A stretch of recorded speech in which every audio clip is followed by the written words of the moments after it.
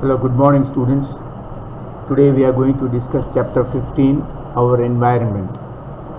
Now this chapter is short, simple and about general science. It can be included even in social studies also, and students of any age can discuss and learn about this chapter, our environment. It's important from the point of view of what is going on in the world today, how the environment has become polluted, and how we need to do something to make our environment better, pollution free, and so that generations to come can enjoy the earth's resources in a much better way. So we are going to discuss our environment, chapter 15. This one has been included in the test that is going to be conducted in a few days time. So I want you to pay attention to this chapter while we discuss it. I will finish this in about 2 videos because it's a very short chapter, okay, and it's on general science. We should be able to finish it in 2 sessions. I have also given you a PDF, and the PDF contains all the question answers, some extra questions also, short questions also. So just make sure that you study this thoroughly, the PDF as well as what we discuss in this video. Alright, keep your textbook open, okay, to chapter number 15, our environment, and whatever is highlighted, highlight it also in your textbook, and at the same time any questions which are right in the margin, please write those questions with a pencil on the margins. So what happens is it helps you to study at home. Self-study is the best way to study, okay. You cannot just depend upon somebody all the time. It's important that you learn how to study.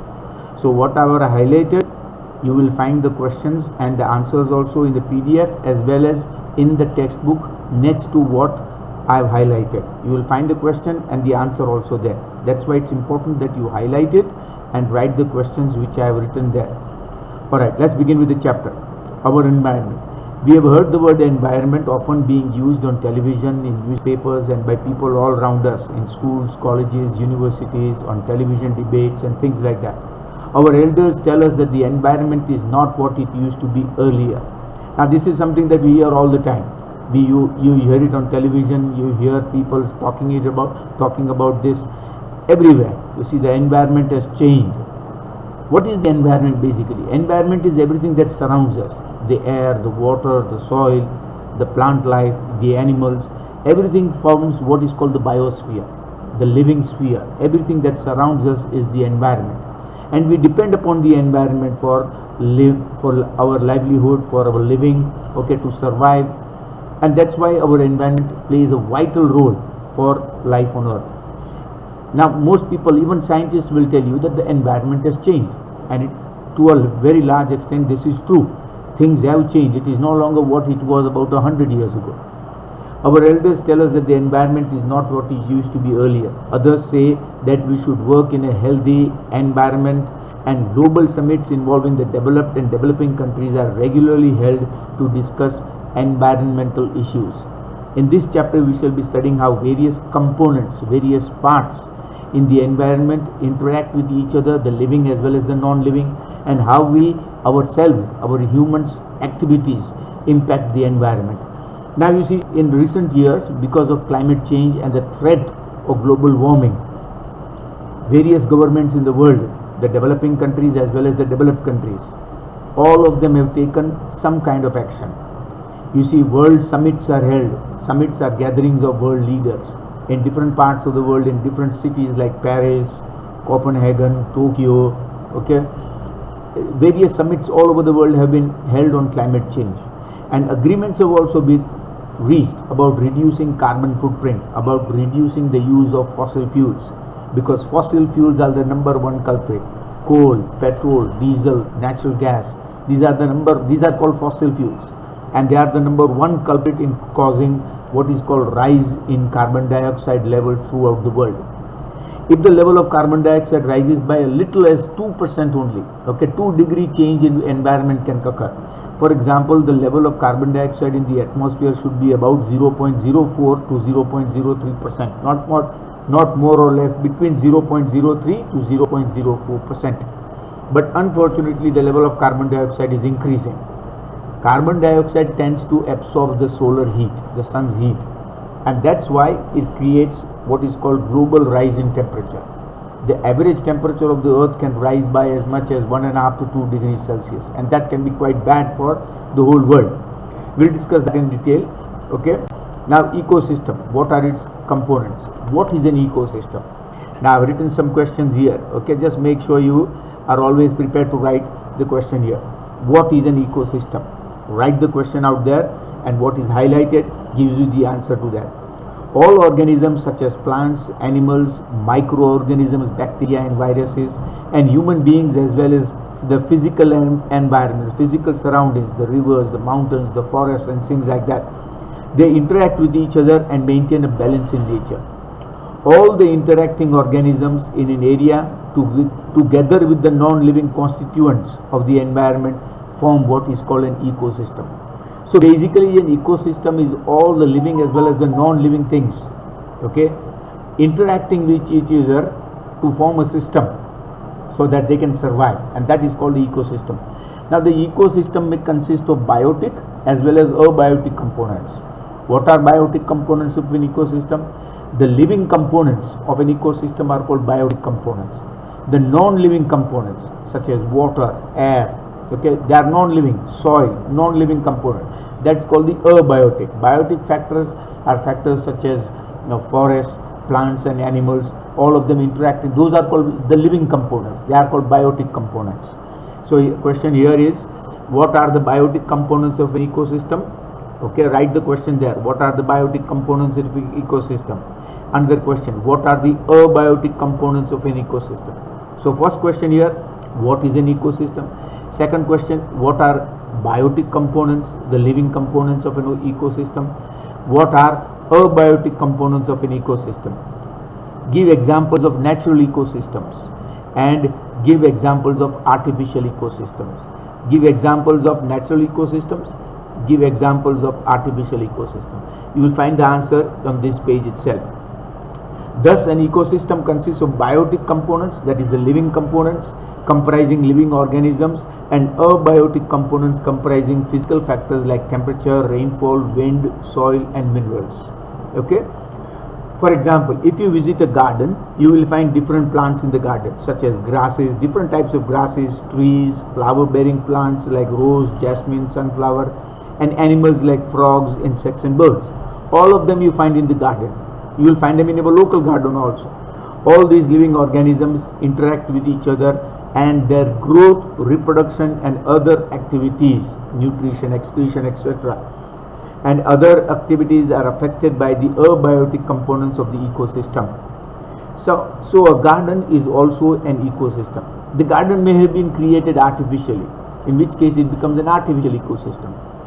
Other types of ecosystems are excuse me, forests, ponds and lakes.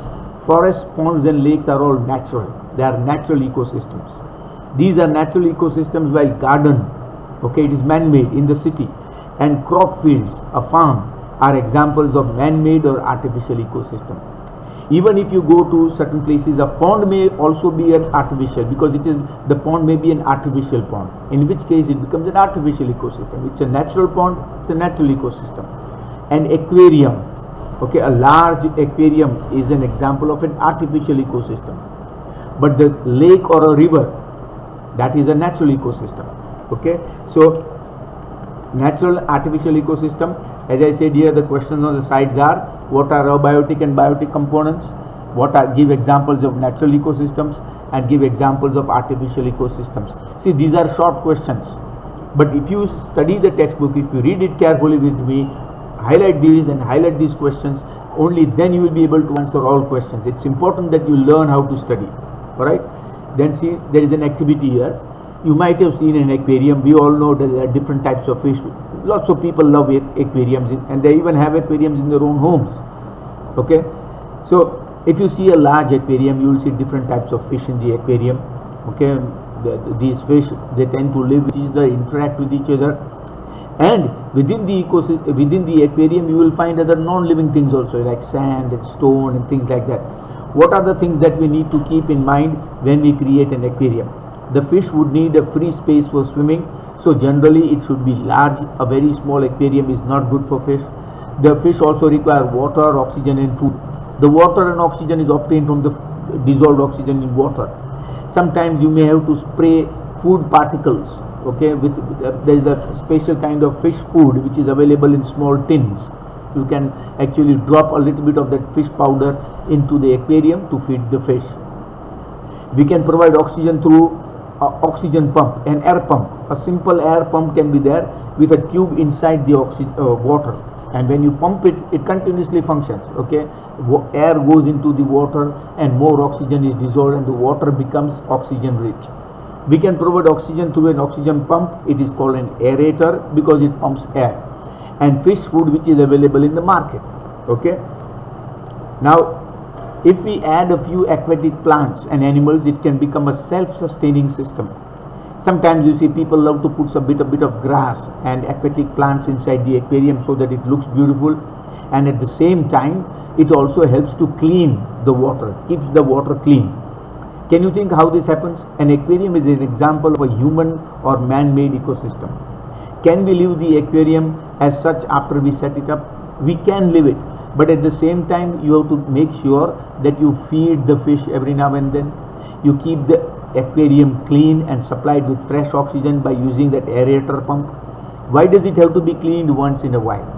It has to be cleaned once in a while for simple reason that moss may accumulate, okay. At the same time, dead organic matter, the dead organic matter may actually make the water very dirty, so it has to be cleaned. Do we have to clean ponds or lakes in the same manner? No.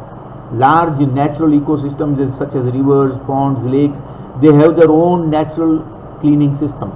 The plants and animals within that, they clean it up itself. Fresh water, running water helps to clean it also. But in an aquarium, the water is constant, it is stagnant, it is not flowing. Can we leave the aquarium as such after we set it up? Why does it have to be cleaned periodically or after a couple of months or so?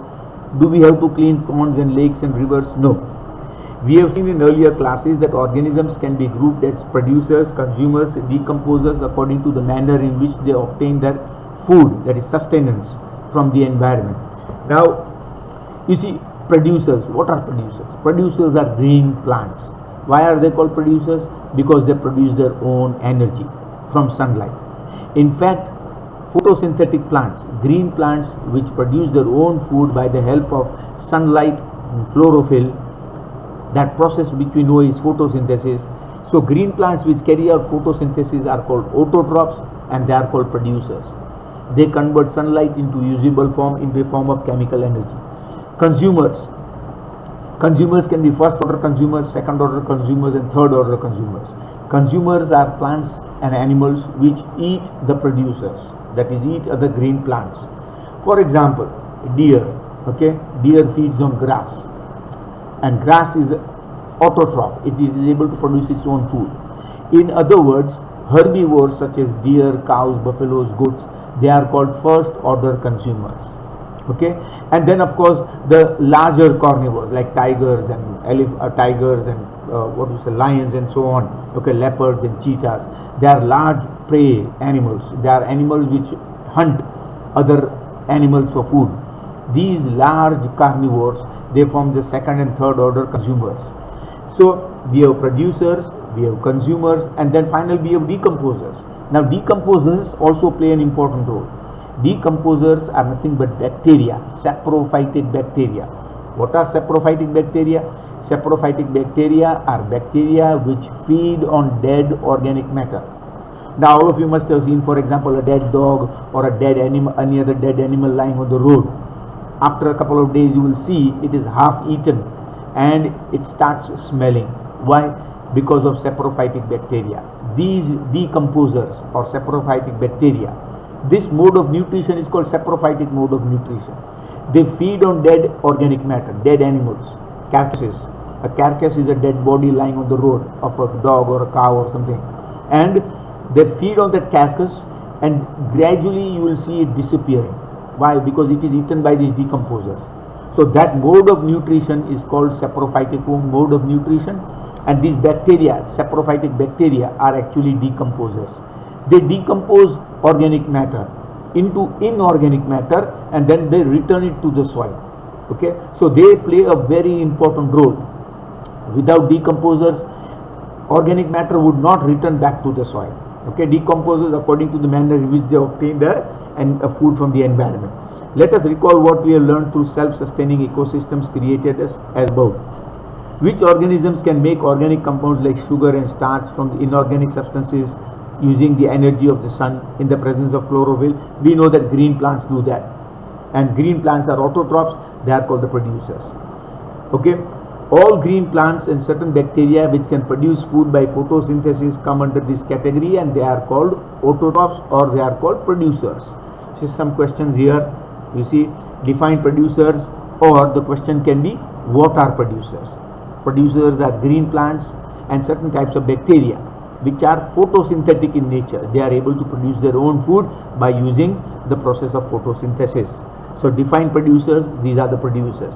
Okay, and then the next question here, all right, who are the consumers? Consumers who are those who eat the producers, that is animals which are herbivores.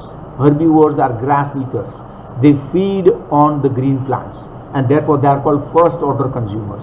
Then we got second order consumers, the carnivores and the large carnivores, the big meat eaters like lions and tigers and leopards. They are also consumers, but they are second order consumers and third order consumers. So organisms depend on producers either directly or indirectly for their sustenance. These organisms which consume the food produced either directly like green plants or indirectly by feeding on other consumers are called consumers also. Consumers can be classed variously as herbivores, that is grass eating animals, carnivores. Carnivores are flesh eaters, meat eaters, and omnivores. We are omnivores. We are both grass eaters, means we eat fruits and vegetables, but we also eat meat. So there are certain animals, domesticated animals like dogs. Dogs have become omnivores. They eat, they don't eat grass, but they eat the kind of food that we eat, because domesticated dogs live with us. They live in our surroundings. Okay, omnivores. And finally parasites. Parasites are organisms like saprophytic bacteria which feed on other organisms. Can you give examples of each of these categories or consumers? Okay, now there are questions here on the side again. What are herbivores, carnivores, and parasites? Parasites are organisms that depend on other organisms for their food. For example, okay, there are certain worms, ringworms and tapeworms and all that. They enter our bodies through spoiled food or through water, contaminated water. They enter our bodies and then they lodge inside our intestines and they feed from the food that we eat. They are called parasitic worms. These parasites can be very bad and they have to be thrown out of the body by medication.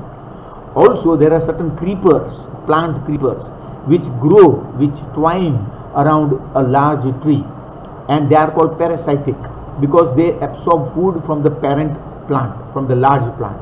So these are parasitic creatures. Parasites are not always plants, they are not always animals, they can be plants also. They have a parasitic mode of nutrition. But parasites in general depend upon the host plant or animal for its food. Okay, they stick to the host or plant. Okay, for example, a leech.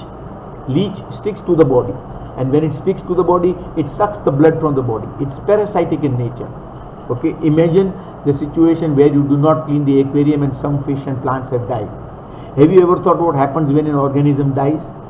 For example, I know this may be very unpleasant. When a human body is buried deep in the ground, okay, what happens? The body does not remain like that. You see, after a few months, the body is completely decomposed. Only the bones are left because the bones are hard. The muscle and tissue and blood and veins and arteries and everything is gone in a few months, in a few weeks itself. Why? Because parasitic bacteria feed on it. The saprophytic bacteria decomposes. They decompose the body. The microorganisms comprising bacteria and fungi break down the dead remains and waste products of organisms. These microorganisms are called the decomposers. As they break down or decompose the complex organic substances into simple inorganic substances that go into the soil and are used up once more by the plants. So it returns back to the soil. You see, when a body, dead body, maybe a plant or an animal or whatever, okay, once it is in the soil, it begins to decompose because of the action of bacteria, and gradually it returns to the soil. What will happen to the garbage? Garbage means waste product, your kitchen garbage, remains of fruits and vegetables, and dead animals and plants in the absence of such bacteria. They will not decompose. Will the natural replenishment of the soil take place even if decomposers are not there? So decomposers play a vital role. What is that role? They decompose organic matter into inorganic substances and return it to the soil. That's why that whole cycle gets completed. Without the decomposers, that cycle will not be complete. Organic matter returning back to the soil, that will not happen if decomposers are not present. Okay, so a question here, what are herbivores, carnivores and parasites? Another question here, what are decomposers? Yesterday I sent a short note on your mobile phones about decomposers. One student had asked me and I had given that answers about saprophytic bacteria and the role of decomposers. Alright, now look at, there is an activity here. Okay, while creating an aquarium, did you take care not to put an aquatic animal which could eat others? What would have happened otherwise? Supposing you put a shark, you have a large aquarium and you put a shark in it and another small fish, the shark will probably eat up the small fish. Okay, so it's important that the shark is given enough space. You see, in the sea, in the oceans, it is very big, huge. So all animals are got enough space, their own space.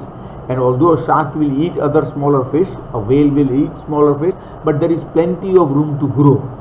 That cannot happen in an aquarium. Make groups and discuss how each of the above group organisms are dependent upon each other. Write aquatic organisms in order of who eats whom and form a chain of at least 3 steps. Would you consider any one group of organisms to be of primary importance? Why or why not? You see here, see I have written one note out there. Write it, make sure. Planktons are eaten by sardines.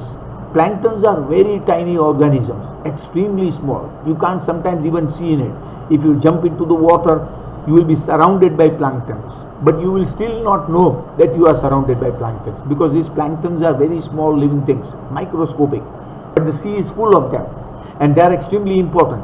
They form the lowermost chain in the food chain, the lowermost link in the food chain, aquatic food chain. So planktons are eaten by other small fish and insects. Fish like sardines and other smaller little fish, they eat these planktons and they survive. But these small sardines, these fish, they are eaten by whales. Okay, whales and sharks and dolphins, they eat these sardines, they eat them up. So there are 3 creatures out here. The first box is planktons, the second one is sardines, and the third one is whales. Whales feed on planktons also, but planktons are simply too small for whales. So what they do is they eat these sardines, this fish called sardines. But sardines require food also and they eat plankton. And planktons form the lowermost rung or the lowermost link in the aquatic food chain. The oceans would not survive without the planktons. Planktons are there in billions.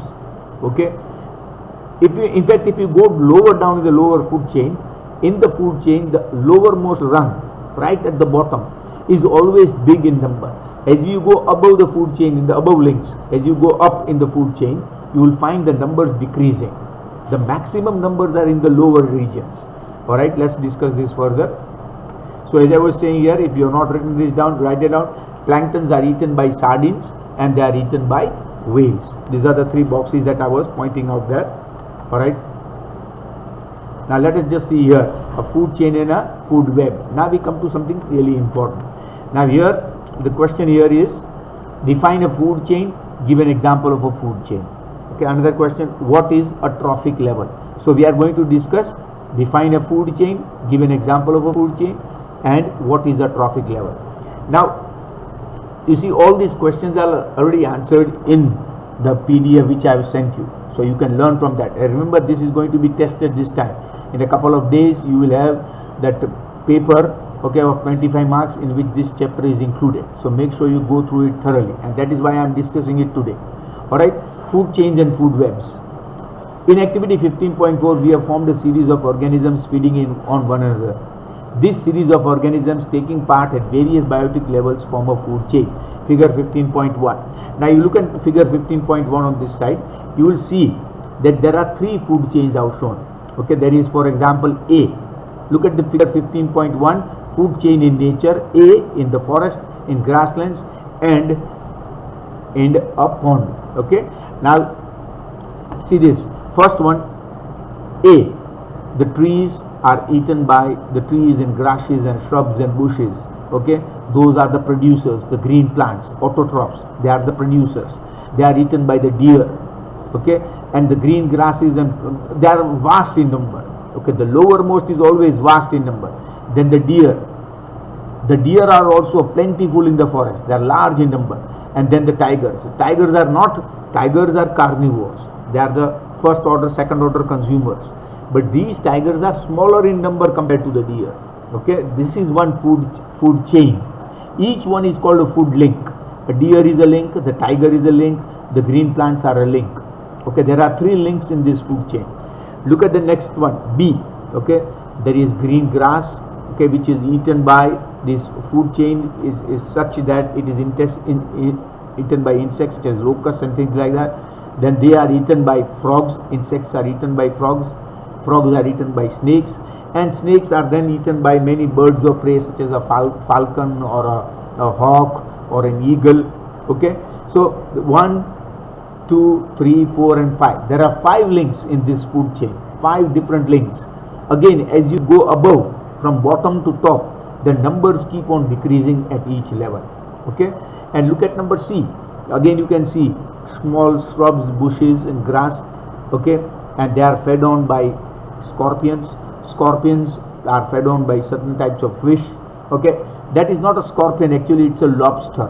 Okay, and that is in C, what you see out here, it is an aquatic plant growing in the water. Okay, and these are lobsters.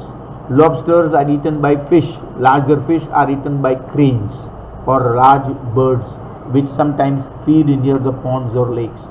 Again, there are 4 links in this food chain. Each one is called a food chain. Each animal is called a link in the food chain, and there are 3 separate food chains out here.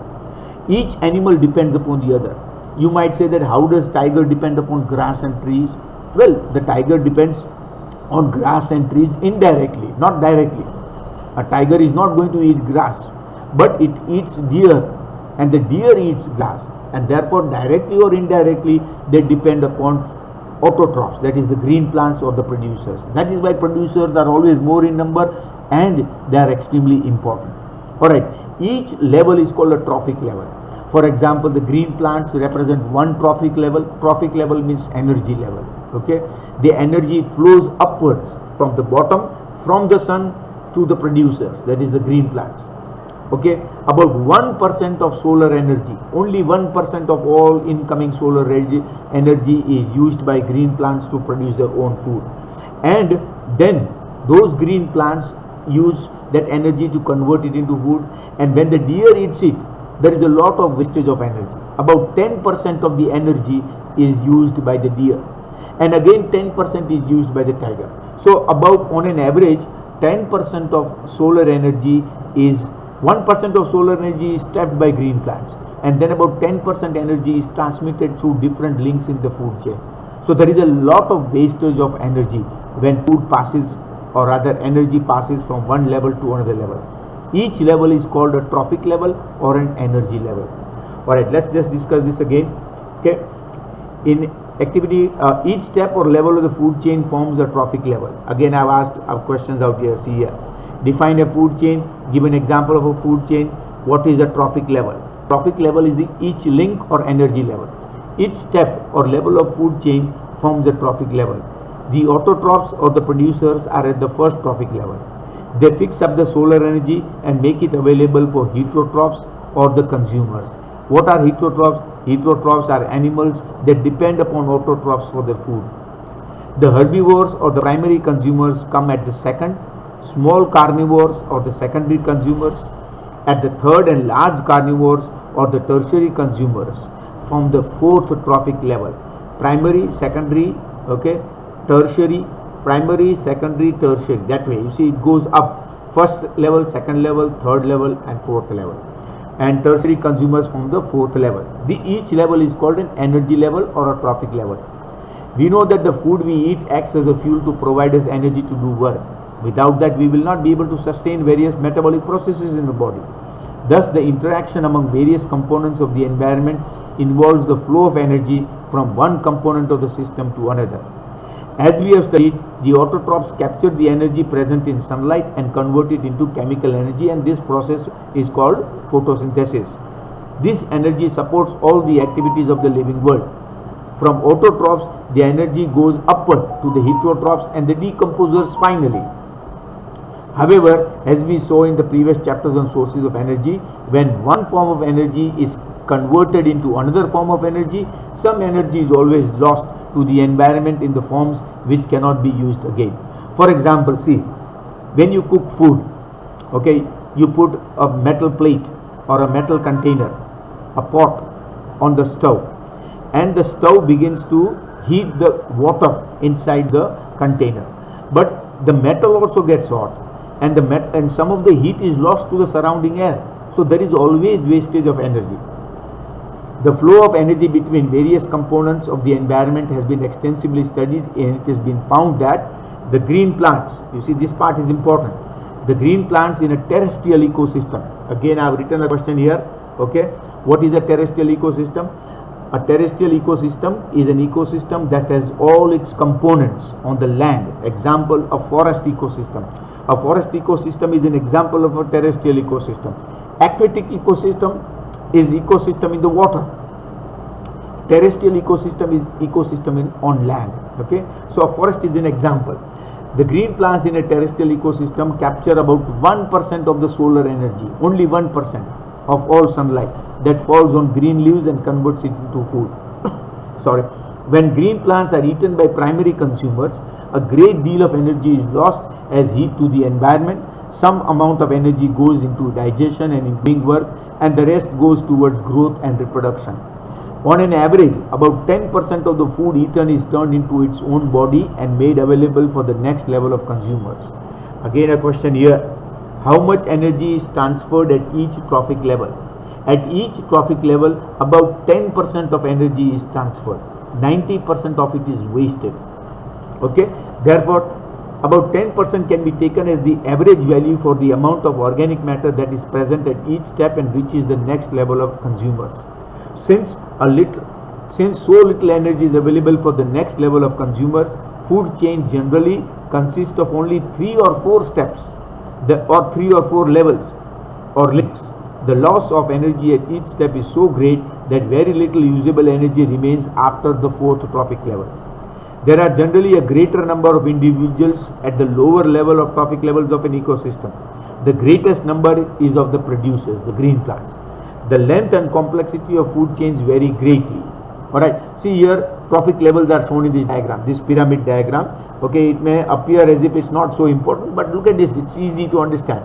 Learn this figure also because it shows different energy levels or trophic levels. Producers are at the bottom. Okay, the first chain, food chain, or rather the first link in the food chain, and they form the base of the pyramid, the base of this trophic level pyramid. This is called a pyramid, okay, energy pyramid. Primary consumers at the bottom, and then secondary consumers, and then tertiary. Tertiary means 4th order consumers. Alright, so then see this. The length and complexity of food chains vary greatly, they change greatly. Each organism is generally eaten by 2 or more other kinds of organisms, which in turn is eaten by several other organisms. So instead of a straight line food chain, there is not a single, because number of producers and consumers vary. In a forest there are huge number of animals and plants. The relationship can be shown as a series of branching lines, and these branching lines which are all interconnected. Various food chains are all interconnected, and a number of food chains interconnected together is called a food web, and that you can see in figure 15.3. So here the question is, you can see a question here, what is a food web? Make sure you write the question also, what is a food web? Alright, now just let's have a look at this one. Okay, you can see this diagram, that you see all these animals, there are numerous plants and animals, you can see that they are all interdependent. Okay, it's not that a snake is eaten by only one type of bird, or it's not that a frog is eaten only by snakes. Okay, it's not that a rat is eaten only by snakes. You can see there are a number of organisms, there are a number of food chain. If you look at the bottom, 1, 2, 3, 4 and 5, there are about four food chains are shown. There are 4 food chains in the diagram, but all these food chains are interconnected as you go up. As you go from bottom to top, all of them are interconnected, and that's why this is called a food web. A food web is always larger than a food chain. At the top you can see there is a tiger. Okay, it's not that the tiger eats everything. Okay, tiger does not eat grass, but tiger eats lots of other animals. Similarly, some birds of prey like falcon and kites and eagles, they also eat lots of other animals. Alright, from the energy flow diagram in 15.4, two things become clear. Firstly, the flow of energy is unidirectional. The word unidirectional means in a particular direction only, in one direction. That is, the flow of energy is from bottom to top. Energy cannot flow back. Okay, tiger cannot be eaten by a falcon, or tiger cannot be eaten by a fish or something. The energy cannot flow backward. It flows in one direction only, unidirectional. The energy that is captured by the autotrophs does not go back to the sun. Okay, green plants which manufacture the food by photosynthetic process, they cannot send the energy back to the sun. The energy that is captured by the autotrophs does not revert back to the solar input, and the energy which is passing from herbivores does not come back to autotrophs. As it moves progressively, that is, as the energy moves progressively through various trophic levels, it is no longer available to the previous levels, and so on. Secondly, the energy available at each trophic level gets diminished progressively. That is the amount of energy from the producers to first order consumers, second order, it goes on decreasing progressively due to loss of energy at each level. Another interesting aspect of the food chain is how unknowingly some harmful chemicals enters our bodies through the food chain. Alright, again I have written a question here. How do harmful chemicals enter the food chain? How do harmful chemicals enter the food chain? You see, for example, in the aquatic food chain, when people discharge harmful chemicals into rivers, lakes and ponds, those chemicals mix with the water, and those chemicals are then used by the fish or even by the grasses and plants which grow inside the water. That is how polluted water makes it possible for such polluted chemicals, such polluting chemicals to enter the ecosystem and the food chain. And that is how you see these harmful chemicals also enter our bodies in the end. Another interesting aspect of food chain is how unknowingly some harmful chemicals enters our body through the food chain. You have read about this in class 9, how water gets polluted. One of the reasons is the use of several pesticides and other chemicals to protect our crops from disease and pests. Excessive use of pesticides and artificial fertilizers is extremely bad, because that enters the soil. From the soil it enters the water, underground water, and then it enters the food crops, and it enters our bodies also. These chemicals are either washed down into the soil or into the water bodies. From the soil they are absorbed by plants along with water and minerals, and from the water bodies they are taken up by aquatic plants. Okay, now just see here this diagram showing the flow, unidirectional flow of energy in an ecosystem. You can see sunlight. This diagram should be learned because they are easy. You see, you can easily do this diagram in an answer. Learn this figure showing the direction of flow of energy in an ecosystem. In higher classes, the more you learn and the better your answers are, the more mark you will get. Okay, so sunlight flows in one direction. From sunlight it goes to producers, the green plants, from there to herbivores, from herbivores to carnivores, and from carnivores to the very top carnivores. This is the direction of flow of energy in a food chain or in a food web. Okay, and to continue with this,